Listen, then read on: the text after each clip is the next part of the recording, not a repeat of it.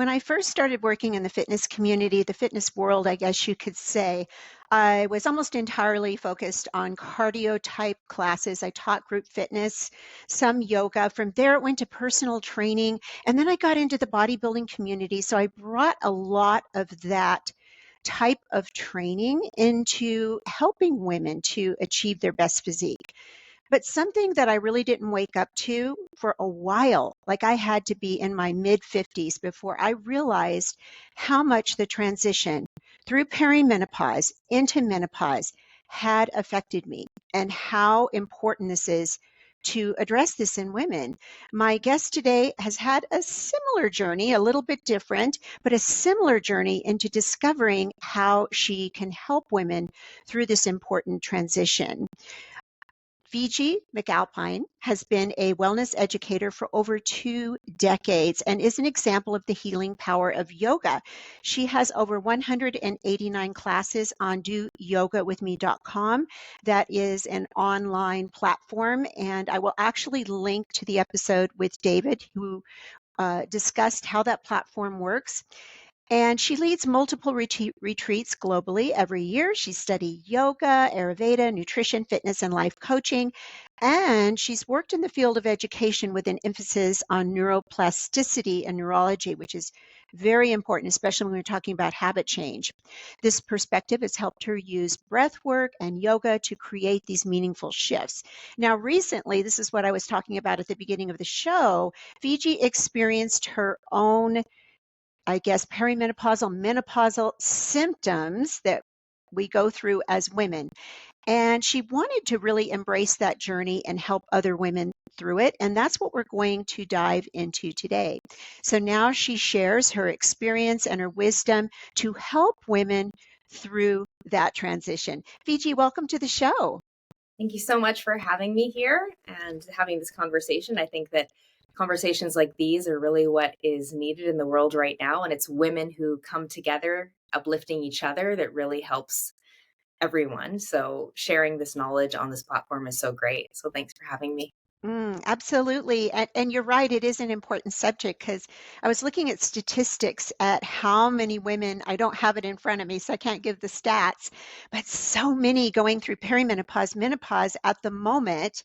And we are very strong voices, whether it's in the workforce, government, there are so many of us. It is a powerful force, so to speak, and we influence the generations behind us, which I think it's important because our daughters, our granddaughters, they're watching us Mhm. navigate through this. I know when I kind of woke up to how much this affected me, I was talking about it being like almost into my mid 50s, even though I'd already gone through menopause.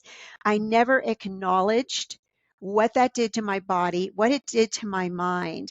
And it's a little different for you. You right away pinpointed that. Can you describe that a little bit?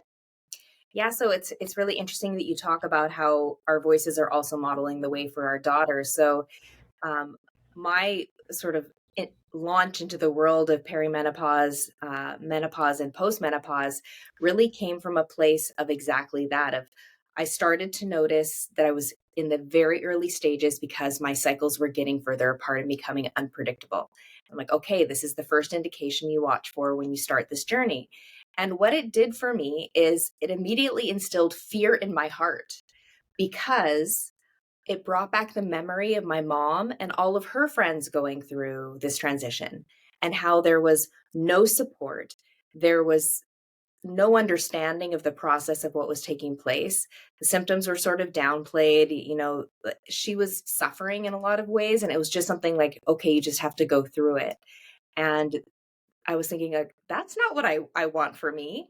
And I have a daughter, I have a 10-year-old daughter. It's interesting. I'm starting perimenopause as she's starting puberty, which I've learned there's so many correlative overlaps between those processes, and how you talk about feeling like you're losing your mind. You're not losing your mind. You're actually completely and totally rewiring the mind that you have 3 times in your life. One is puberty, one is pregnancy if a woman gets pregnant, and then the third time is perimenopause, where there's actual significant neurological changes that happen. and you're growing a new mind. So you are losing your mind. You're losing the old version and you're yielding to the next greater version of yourself. But that's a process, right? So I felt myself at the beginning of this process, and I started looking around and realizing that all my friends and peers were also getting ready to go through this, and we didn't have a guide map in our hand. I had one when I got pregnant. I got sent to a certain type of doctor who was all about pregnancy. I got protocols and I got learning and I got books and I got all of the support from the community when I was pregnant. But now that I'm getting ready to go into this next transition, there's no guide. There's no doctor to go to. There's no support. There's none of that. And so it felt quite wrong to me. And I also was thinking about my daughter, like, yeah, I don't want her to get to this point and also, feel clueless. And my mom, it's too late. She had to go through without a guide, but maybe I could write the guide that I wish she had, that I want for myself, and that I want my daughter to have as well. So I spent the last year doing what you've been doing for years, which is studying everything I can about this transition. And the cool thing now, like you just alluded to, is there's finally some science and research pointing at this. So we're learning more about what's taking place. And when we learn more about what's taking place, we then we've got more choices, because now we see where the inputs are that might be able to change things. So I don't want to have the same experience that my mom had. I I I relate to that so much. Yes, and I believe, and I have seen now, that there is a different way. And because that's out there, that makes me know that there must be inputs, there must be little control dials that we can put our fingers on that can help us at least have a gentler transition. And you spoke to how many women are currently going through menopause right now. It's a lot, but guess what's even more than that? The number of women who are going to go through menopause. It's all of us. If we're lucky, we get to go through menopause. Mhm. If we live that long, we are lucky enough to get to go through this third transition, this third version of ourselves that will emerge. But it's it can be rocky, just like puberty was, just like pregnancy was, and perimenopause will be the same. And it's a lot of the same neurovascular symptoms that we see in those three different stages, because again, same hormones, same triangulation of our hormone circuitry, and we kind of respond in similar ways but a little unique to each part. So I feel better equipped now, and because I felt better equipped, I was doing what I naturally do. I'm a wellness educator. Like, I work in education, teaching people about all different practices so that they can thrive at whatever stage they're at, whatever age. And so when I started getting this information, I naturally just started telling everybody about it. And so then friends were saying, okay, you need to condense this into something that we can actually hold on to and dive into with you. But there's a lot of great information out there. And I think what we're starting to learn is that it's like you and I had a great little convo before. It's not just one thing. And so often in life, we want the easy answer of a singular thing I can do that will immediately fix the issue that I'm having. But when we're talking about menopause, most of the time, the conversation will shift towards symptoms, right? So symptoms are a manifestation of something that's happening in an imbalanced way in the system. And the way that our medical system right now is designed is symptom suppression. So it's just like, okay, the mole popped up, let's just push it back down under the surface. Instead of like looking underneath the surface to see where this is coming from, what is going on? That's more functional medicine would ask that, of why is the symptom emerging? And so when we look at menopause, we can look at it with that curiosity as well, of it's an inward focus of these symptoms are emerging because why? And when you understand the science of them, it's quite empowering to understand where your hot flash comes from and what is actually going on in the hypothalamus. And that our internal thermostat is just starting to go a little bit haywire because of the shifts in our hormones. So when you understand it, you learn a little more about yourself. And then you also understand, well, if it's based on these hormones and this happening, what can I then do to support that particular hormone function? So you learn how to solve, SALVE, instead of solve the problem, to the symptoms, because symptoms are part of change and we have to remember that as well. But they don't have to be as disruptive and uncomfortable and frequent. So there are things we can do, but we have to start to learn about ourselves and learn about the process that's taking place inside of us. This is really where it's that curiosity and that insight kind of a practice. I love so many things that you're saying here. So first of all, I really related to watching my mother go Mhm. through menopause and thinking, I'm, and I remember they didn't call it menopause. She just said, I'm going through the change. Like they wouldn't even say the word. And I thought, well, I'm not going through that change. That looks really awful because she was crying. And I remember just how much she suffered. But then what I love is you take back the power here. I've really been on this like ever since, I don't know, June, and I had my back surgery. I've been thinking a lot about how we can disempower ourselves Mhm. just by acting like, okay, menopause, it's happening to me and I don't have any control over it. When in Yes. reality, there are so many lifestyle habits, so many things that we can do to help with many of those symptoms, like for instance, the belly fat that all the women complain about Mhm. and the brain fog. There are things we can do. We can take back that power, but we first have to understand physiologically what's happening. Yeah. Yeah, and that's really true. I actually was making a joke with some of the women in my program a couple of days ago. There's that famous quote Albert Einstein says, the definition of insanity is doing the same thing over and over Mhm. and expecting a different result. The definition, in my mind, of insanity making is doing the same thing over and over and not getting the same result. So many women I've interviewed in menopause in this last year are so frustrated because I'm doing the same nutrition, I'm doing the same exercise, I'm staying on my routine, and I'm gaining the weight, and I have the brain fog, and I have these symptoms coming up. And so it's this idea of, okay, you think you're doing the same thing and you're getting this new result happening. Maybe something is not as it appears. Maybe things aren't the same. Where are they different? So we have to, again, when we see this change happening, where is the change taking place? So we have to go inside. We have to go in and find out what's actually happening. What causes the cortisol spike to lift that then opens up the fat receptors in the belly? I was amazed when I found out that belly fat has 4 times more Mhm. cortisol receptors than other fat cells. So there's a direct link there between stress and the weight gain, and how we're less insulated to cortisol as estrogen, progesterone start to decline. We become much more vulnerable to the impact of cortisol. And women's bodies already are not designed as well as men to be interacting with cortisol on an ongoing basis. It actually has much more detrimental effects to us than men. They seem to just be designed to be able to mitigate that a little bit better. But we really start to decline our ability to manage cortisol levels when we're going through perimenopause and menopause. So that's when we have to become more proactive. We can't just do our same old routine.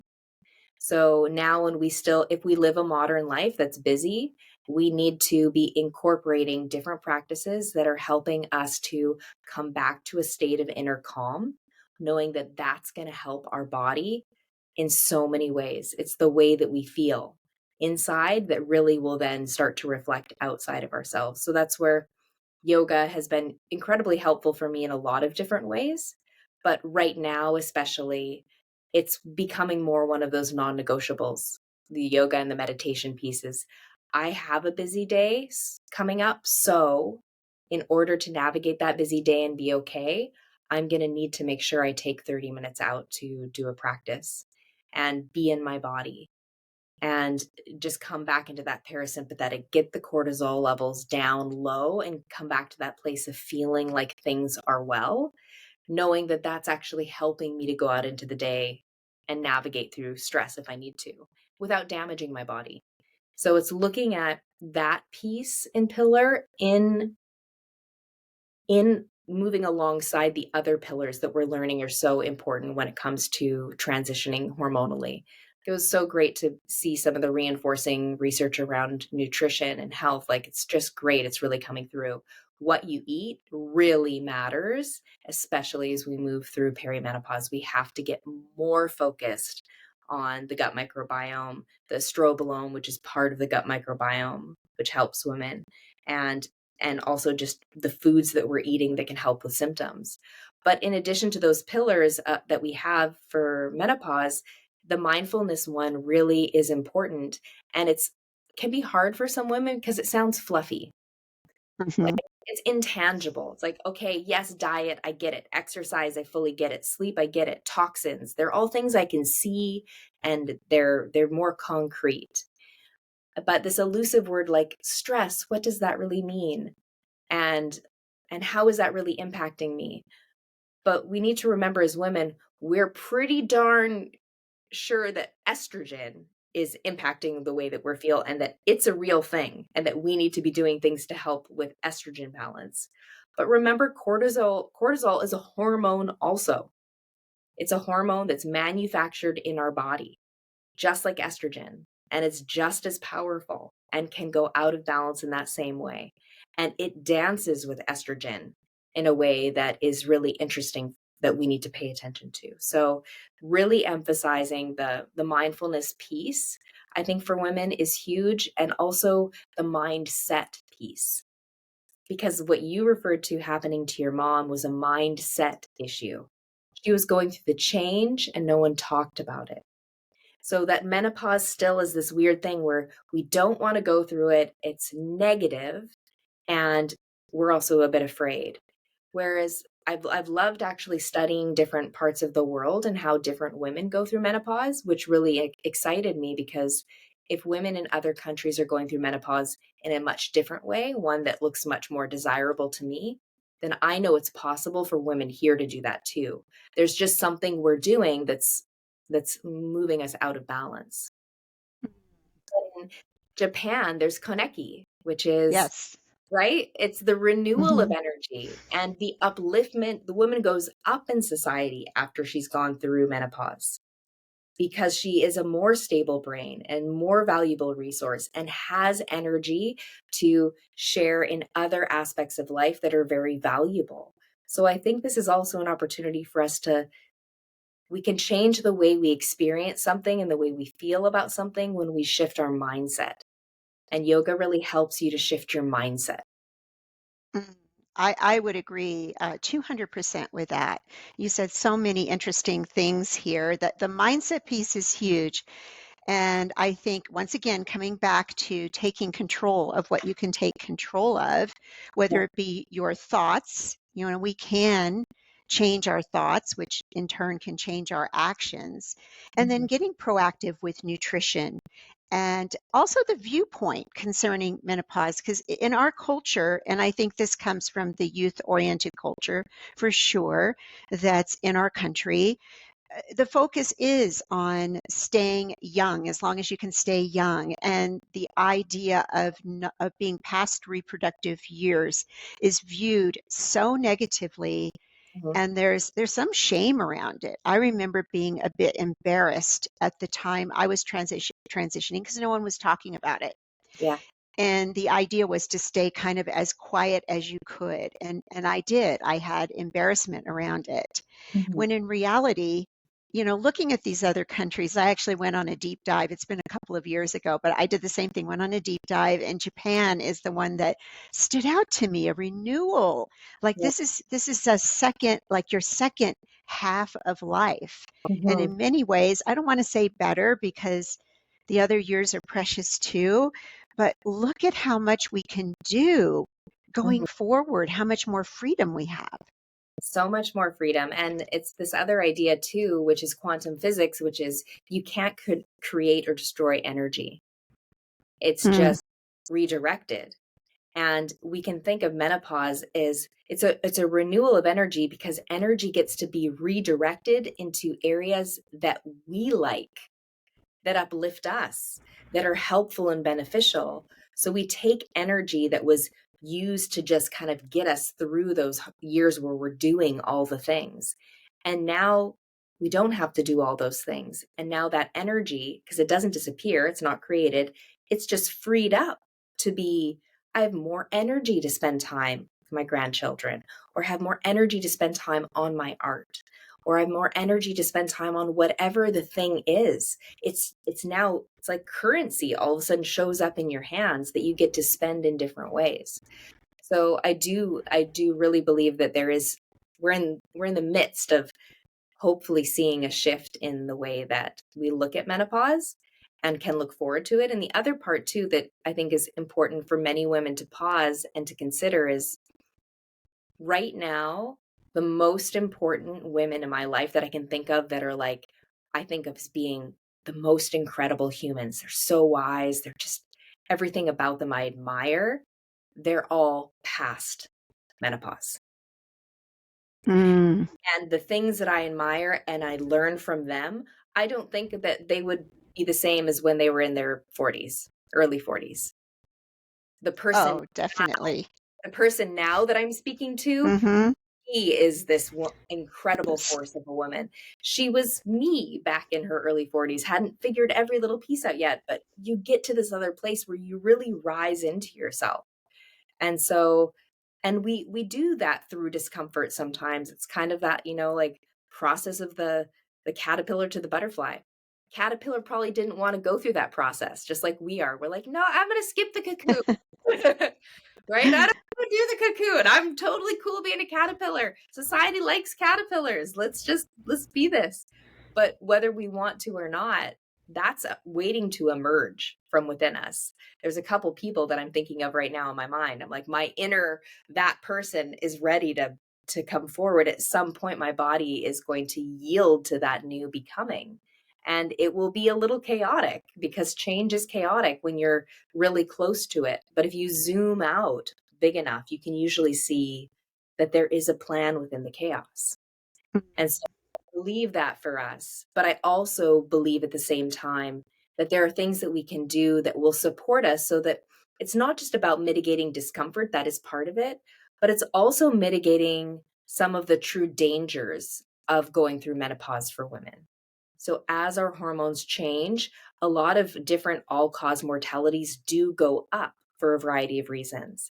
And so that's been an area where I've really focused on making sure that we're supporting ourselves, so that when we do rise into that greater version, we have all of the health supports that we can have. So just making sure that we're really aware of the shift that happens in insulin sensitivity during this time because of our hormone change, and then what the impacts of that could be for us. So there's just so much to dive into our health and get curious and learn and participate. And for me with yoga, I teach a program called Intentional Evolution a few times a year. And I've always leaned into wellness as, you have to take the reins for your own wellness. You can't outsource your own well-being. It's an inside job, right? It's something we are doing. And it's the same thing here with menopause is, we have to actually say, I want to steer this. There might be discomfort, but there are things that I can do, and building that inner security. So I always say that in yoga, what yoga has helped me to do, and what I've witnessed for many people, is it's helped people shift from insecurity to an inner security. And How do you think it I find this really fascinating. I'm sorry to interrupt, but how do you think it does this? Because I know for me, like I have a racy mind. Like yeah, it never shuts down. I have to forcibly quiet it at night. So for yoga, for me, it forces me into the present moment. I can't race around in my head. So no. I'm curious, how does it shift the mindset for people? So it's perfect that you said that, and this is a great question. And I've experienced process and I've witnessed it hundreds of times. So what yoga does, what you described, is that it makes you place your attention in your body where you're at. And that's rare right now. At any point in the day, you should stop every once in a while, just physically stop and say, is my attention in my body where I'm at? Think about how you move out about the day. Most of the time, the answer would be no. My attention is not in my body where I'm at. My attention is 45 minutes ahead of me thinking about what Yes. I'm going to get in the store, or 45 minutes behind me wishing I had said something different. Is my attention in my body where I'm at? When your attention is in your body where you're at, you actually are a powerful creature because you can do something that will impact the environment around you. If your attention is back there or over there, you're kind of useless in the present moment. You can't do much. So it's an empowered feeling when your attention is in your body where you're at. Then the other thing that happens in yoga, so you're moving through practice in your body where you're at, which allows you to actually play on your edges and make change. And then you start doing these little millimeter miracles, is what I call them. So you might think in your mind, I'm not really strong. I'm not strong. I can't hold myself up in those plank positions because I'm really weak in my arms. That's my self-perception. And then over time, because you're doing the practice, you start to build a bit of strength. And then one day you notice you're doing this pose that you used to think was impossible and that you would never be able to do because you're not a strong person. So if suddenly you're doing a pose that 6 months ago you said, I can't do that because I'm weak, and now today you're doing that, what's the message you're sending to your mind? That self-efficacy. I can do this. And I'm not weak anymore. If Hmm. I if I thought I couldn't do it because I was weak and now I'm doing it, now I have the thought of I'm strong. So we've just changed our self perception from I'm weak and I can't to I'm strong and I can. And if I can do this thing that I used to think was impossible, maybe there's other things that I think are impossible I can do. Mm. So it, Yes. right? So it Hmm. opens the door, it broadens perspective. Yeah, so many good things here. And I've used this analogy a lot, but when I went into bodybuilding and I did the bikini shows, I only intended to do one, but the transformation I went through internally kept me going. It wasn't even the stage or the need to get up on stage. It was how it made me feel. I felt like I did this really difficult thing that was completely out of character for me. I Wow. was a nervous wreck. And then you get to the other side and you go, okay, what's next? And you Yeah, suddenly are searching for other difficult and challenging things that you thought you couldn't do. exactly. Yeah, it's really again, it's this revolution that happens from the inside out. It's just these tiny little shifts that we can make inside of ourselves, and then everything else changes around it. And we forget that the power in just changing and shifting one thing, one belief, one act that you can do, one show, and everything around it can shift. And so it really truly is it is coming back to our own inner power and being able to see the ripples of change we can make in our own life, in the way that we look, in the way that we feel physically in our body, and the way that we feel in our emotional mental body, which you experienced all of those things when you did that. So you had a shift in all of them. And when you experience that shift, then it opens the door to doing other great things. And it's the one beautiful thing we say with yoga is that philosophies are just possibilities until you've experienced them.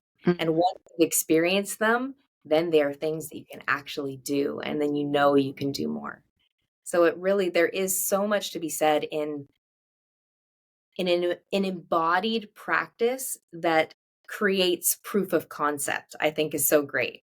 So that's bodybuilding does that, and yoga does that as well. You're actually taking an idea that you're trying to cultivate inside your own being, and you're putting it into physical form and creating something with your physical body. And so it just sort of accelerates the process and really makes it real for you. Yes, I just recorded a podcast where I talked about image being a really important part of Hmm. your fitness and health goals Hmm. because if you can see it, Yeah. okay, that's where I'm going. That's what I want. And bodybuilding is very, it's a look. And so that was very clear for me. I knew, okay, I'm going this path. Yeah. And yoga, you're building your practice, you're becoming stronger.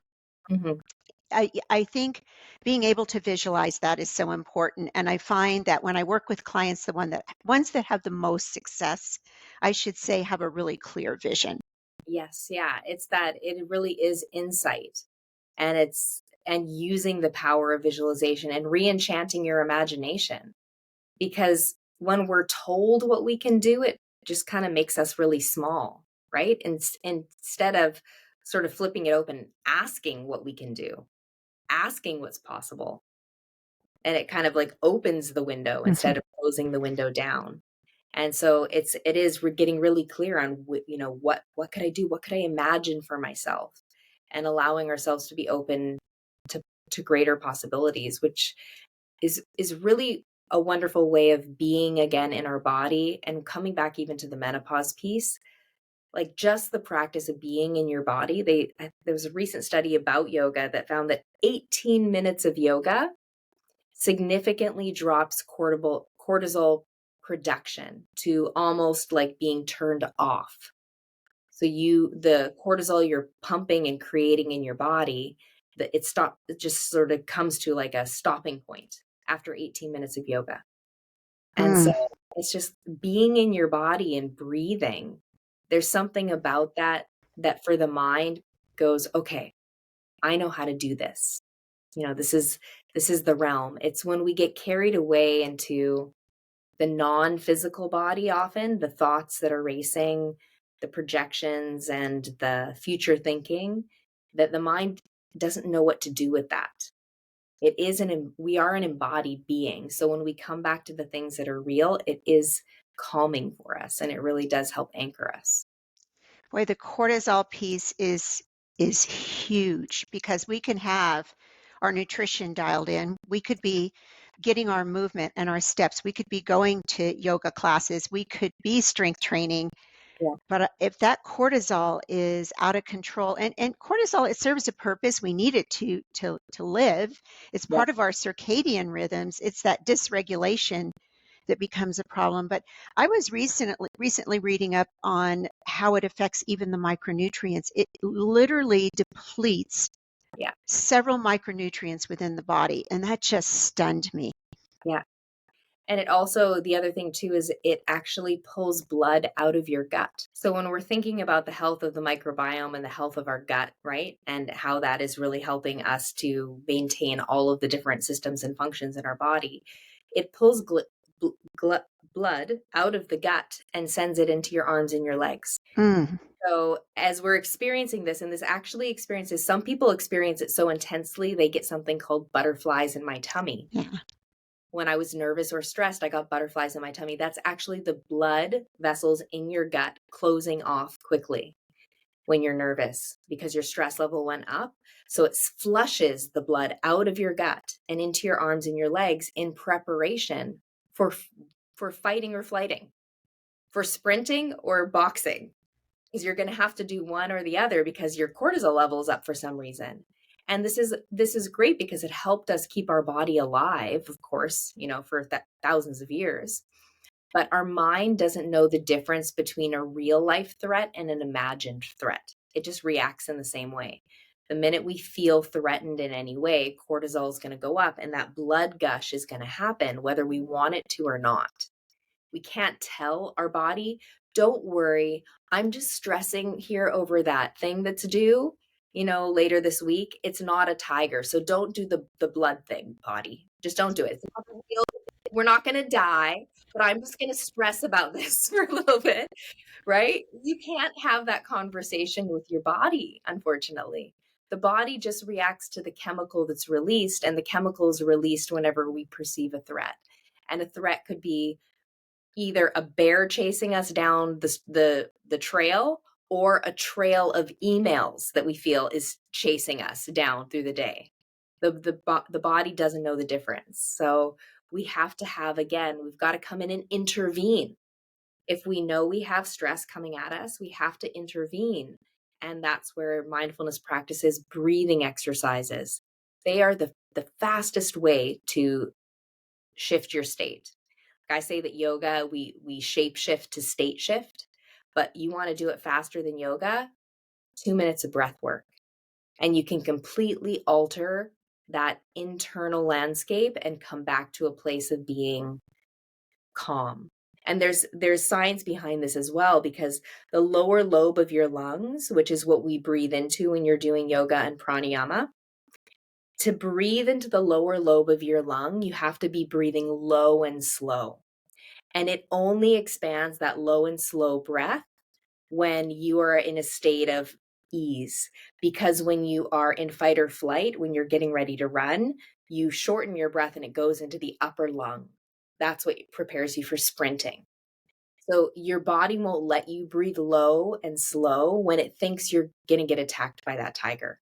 So whenever you're activating the lower lobe of your lungs, you shift into the parasympathetic. So if you take 2 minutes of just closing your eyes and putting your attention in your body where you're at, and then focus on really slow and low breathing, you're giving yourself that little tonic that is a little break in your day where you just drop the cortisol level out, flush it out, and come back into the parasympathetic.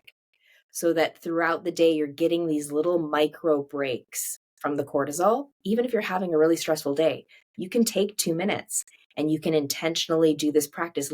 It's kind of like taking 2 minutes and going over and making yourself drink your water. It's it's good for you, so you're going to go do it.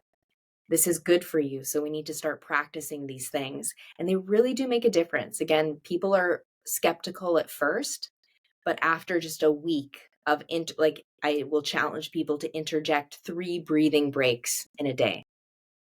2 minutes, eyes closed, attention in your body where you're at, slow and low. See how you feel after a week of doing that. And then people start doing it like self-medicating. So I had this wonderful email that came in a few days ago from a woman saying, that Viloma pranayama that you taught us, it was a breathing technique to calm your nervous system. She said, I was really nervous going into the dentist, and I made myself take my little break in the chair right before they began, and I was calm the whole time. And it was cool to hear that. I'm like, that's like real life reinforcement that we can have an impact here. And as women, especially, we need this more in our 40s and our 50s, not less. We need to do this more, even though we are at our busiest times in our life and we're going through a lot. This is the way that we are helping our body go through this and stay resilient. And it's so simple. You can do it anywhere. You could be sitting in traffic, Yeah. at home, wherever, and take those deep breaths. I know something I'll do, and it's nothing fancy, but I'll take the real slow inhales and exhales. And in my mind, I'm saying, and sometimes I say it out loud, Mhm. Carol, you're safe. Mhm. Telling my brain, you're safe. Like, what are you stressing over that email over? You're not going to die. You're safe. Mhm. And it is very, very powerful. I wear an Aura ring and it tracks stress. Mhm. And it's amazing how accurate it is because it not only picks up like actual stress. So we just traveled back from Europe and that's stressful. You've got connecting flights, you're in a foreign country, you're trying to find where to go. And it picked up that stress all the way up to the top when I was Mhm. going through that. But then it also picked up one day I was just having a stressful thought about something I needed to do. And I was just sitting and it picked up that all the Mhm. way up. And so really having these things in place so important because once again, cortisol, you explain that beautifully of what it does in the gut and that blood leaving our gut. And you think about it, it makes perfect sense that increase of blood flow. We have an increase of blood pressure. Our Mhm. breathing changes Mhm. all to prepare us for this action. So powerful to take back the reins and go, oh no, brain, you're fine. Calm Yeah. down. Yeah. The other thing that we can't do when we're in that level of stress is we can't heal and repair. So our body is amazingly designed to heal and repair. It's quite remarkable to see the things that we can repair in our body. But when cortisol levels are up, it's not sending as much energy. Again, energy can't be created or destroyed. It's allocated. It's not sending energy to restore and to heal imbalances in our body because it's on alert. Energy needs to be elsewhere. Healing is not important because if we don't have our arms and legs, why do we need to heal them? Most important threat is whatever is causing the stress. So saying things like, I am safe, feeling a sense of inner safety signals to the body that healing can happen. And we know this as well because the immune system turns off when cortisol goes up. Mhm. Because cortisol goes up, again, it doesn't matter if you don't need to heal that bacterial infection. You're about to get killed by a tiger. Priority number one, right? So stress turns off or suppresses the immune system because it's not time to send energy there. But we need to be healing all the time, especially as we're aging. We need our growth hormone to be as active as possible. And it's again coming back to this place of if my body thinks it's safe, it will start to repair things. But if it doesn't think it's safe, it will not. It won't participate in that. So there is this huge correlate with women. And I do see the women who seem to be navigating things more gracefully as far as menopause go are women who are embodying these practices. And again, let's come back to Japan. There's two reasons I think that Japan experiences a more graceful transition in menopause as well. One of them is what we know about the traditional eating in Japan, especially up until modern times. We're starting to see a shift because our modern diet is spreading out throughout the world. But traditional eating in Japan is very well designed for hormones for women.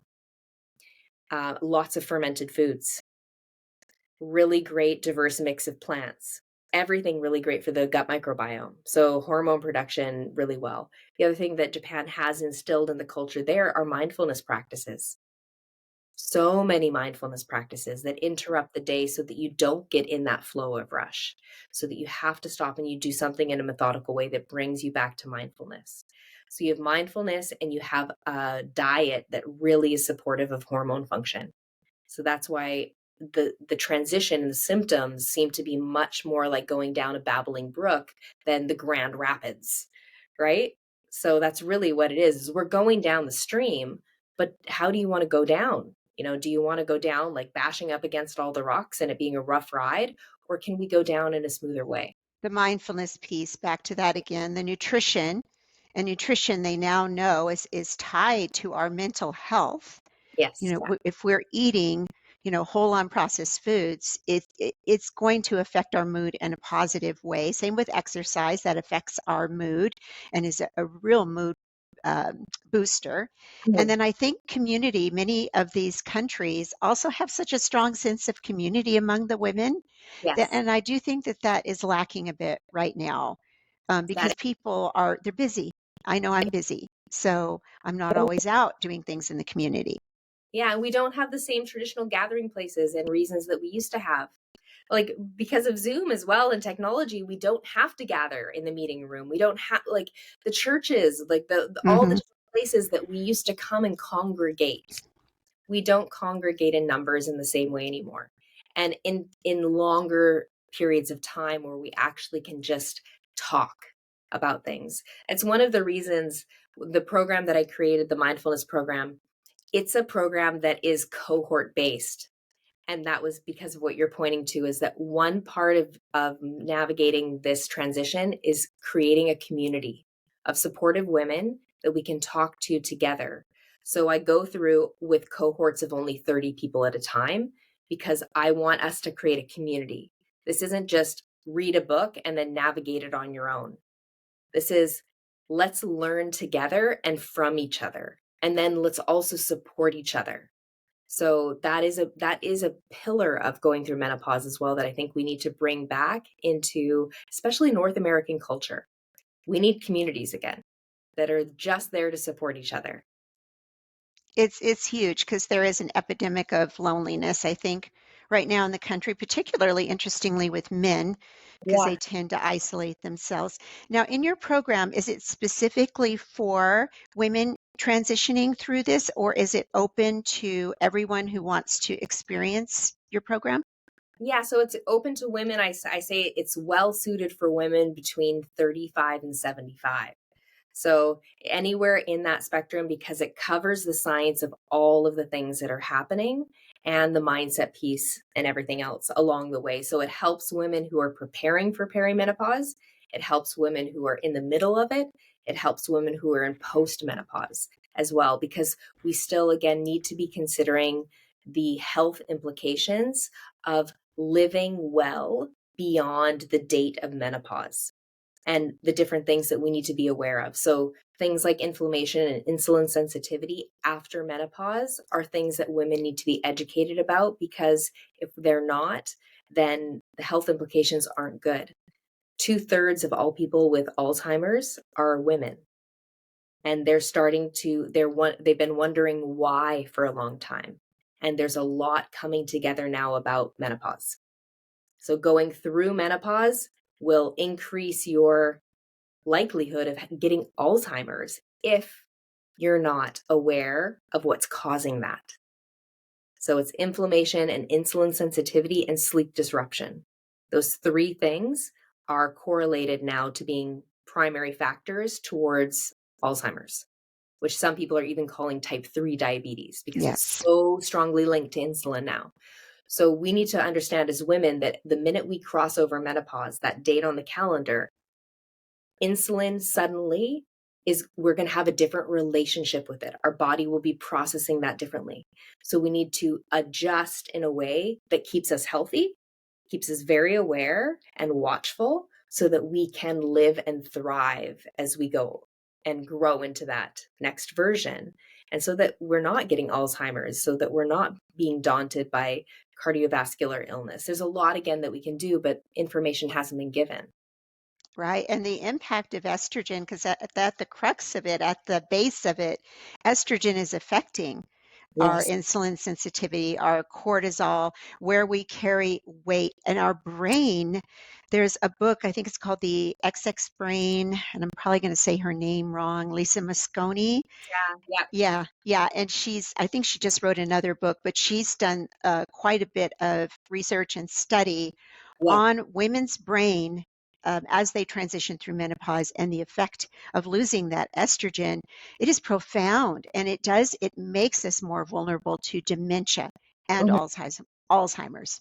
Yes. Yeah. No, I actually reference her lots of times in the program, and she's the Yeah. top book Yeah. that Okay. We're on the same page here. she's just, Literally.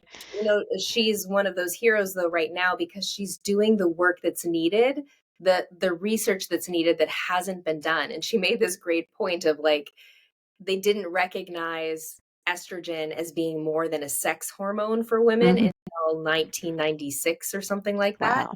And she said, how many men had they sent to the moon by that date? And it's like, we know more about outer space than we know about what's happening in the female body. So clearly we need more research. And so she's the one who's actually doing that. And so I applaud her just in doing this for us. Thank you for us, for all of us, Yes. right? Yes. Mhm. Yeah, she is amazing, and she is really brave to do it, because I'm sure she caught a little heat in the beginning Yes. bringing out these concepts, and now the research is, beginning to support it. So Yeah. we live in exciting times. I love seeing that the conversations are open. The Mhm. veil of shame and secrecy is really lifted. I mean, Mhm. or we're in the process of lifting that, Yes. and more research, because women have been largely ignored as a Mhm. group in research because of the complexity of Mhm. our bodies. So, such an exciting time. Now, as we start to wrap up, how a couple of different things, how can listeners follow you, work with you, learn more about you? And then also, was there something that we didn't talk about that you feel, wow, women need to hear this? Yeah, so well, I'm blessed. My mom was really creative and naming me, so naming me Fiji McAlpine. So if anyone's interested in following me, if you kind of just put that name into Google, it will take you to all the right places. So I am a main teacher on doyogawithme.com, which is an amazing resource for anyone who's interested in starting yoga or mindfulness. We have free classes on there. I think over 500 free classes. We've got programs. My menopause program is also on the Do Yoga with Me platform. So if they're interested in signing up for that, it's a 6-week journey with me. and we go through cohorts. So I'm in the middle of one cohort, the next cohort starts in January. So it just kind of goes along. The one thing that I think that we haven't spoken about yet is that the idea that women often have of I don't have time for that, which translates to me I don't have time for me, which translates into I'm not as important as all the other things I have to spend my time. Mm. So it's this, when we really come down to what that statement is I don't have time for that. When we come down to what the heart of that is, it's again this self-perception of our own value and worth and what's important. And I think we should honor the essence of women as being the caretaker a lot of the time. And I think that is one of our beautiful gifts we bring to the world. It's why we're such a beneficial presence, and that we caretake each other. We caretake our children, our communities, our earth. We are this mothering spirit. And to do that, we have to take care of ourselves. We have to also include ourselves in our caretaking. And I think during the transition into menopause, women start to realize that. We realize I can't get away with not taking care of me anymore. And if we want to say, I don't have time for that, the body's going to say, I'll scream louder, right? So Wow. it's calling out. Our body is saying, it's time for me. You've ignored me for 40 years and just pushed me to do helping everyone else. But it's time to say, okay, guys, hope you got this. Now I got to take care of me, right? So it's this the ability to realize there has to be fullness to life. There are two sides to the circle. We can't be a beautiful selfless. That word itself means without self. I'm a selfless giver. That means I'm without a self. I am a soulful giver. I have a self and I take care of myself and I take care of others. So I think it's this idea of women owning up to that I don't have time is not a great statement to make. I love that you address this. It is so important because I've heard that too. I don't have time. I'm busy. I'm busy. And beautifully said, really. So yoga has helped me with that. It's always and I can get in that too. I'm a single mom of two kids and a million things and working with lots of different, people and companies and I'm traveling around the world often. There's a pull on my time, but we can create pockets for ourselves when we realize it's as important as all those other things. It's as important. And we had a little convo before of like what we did this morning. Mornings matter. And I found through creativity after having kids that in the early morning hours is this little magical time where nobody really can ask you to do anything. No one's expecting me to be anywhere at 6 a.m. So at 6 a.m., that's when my rise and shine practice happens. That's when I go for my runs. Like it's you choose it to be important and then it happens. Yes, we were talking about that for the listeners before we hopped on to this recording about how important the start of your day is, and it sets the tone. Yeah. So then Fiji was having some technical issues, and her computer was trying to update, and all of the things that are so frustrating that could easily fluster us. But because she had started the day on the right note, she was able to stay grounded, solve the issue, get on the call and stay grounded. So I love that you brought up the concept of time. I mean, I'm guilty of it too, saying, I'm busy, I'm busy, I'm busy. But we cannot help anyone else if we are not taking care of ourselves. Well, Fiji, thank you so much for being on the show. It's been, I mean, I feel like we could have branched off into even more conversations because this is such a rich subject. I love your positivity around menopause and seeing it as an opportunity. I love your vision for once you're on the other side, because you're absolutely right. That is a Mhm. sweet spot once you're on once you're on the other side of this perimenopausal roller coaster ride. It's Yeah. actually pretty good. It's when the fun starts. So thank you so much. Thank you for all that you're doing and the message that you're sharing too. And to our listeners, wherever you are in the world, we wish you every blessing. Bye for now.